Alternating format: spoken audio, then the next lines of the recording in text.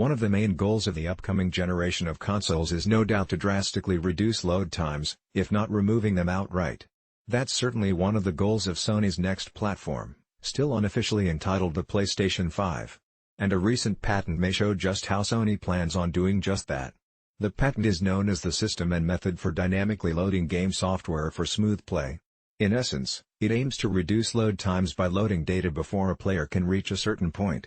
As for how that's accomplished, it's done by tracking the player character. This is then used to load areas the player approaches, but before they actually reach the location in question. Any given area would be broken up into segments, therefore making this loading process much smoother. If successful, it would allow for a seamless transition in between areas. One of the biggest selling points of the forthcoming console is a dramatic reduction of loading times. One of the pivotal components of the system is its specialized solid-state drive. We got just a taste of how this could work thanks to a presentation showing Marvel's Spider-Man in action. Load times were compared between a PlayStation 4 Pro and a PlayStation 5, and the result was staggering.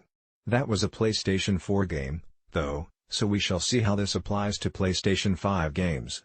It should be noted, however, that this doesn't seem to aim to eliminate load times altogether.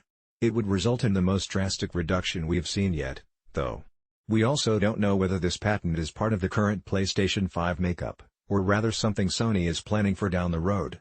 Patents don't mean we'll actually see this idea executed, but it's certainly clear that reducing load times is a priority for Sony.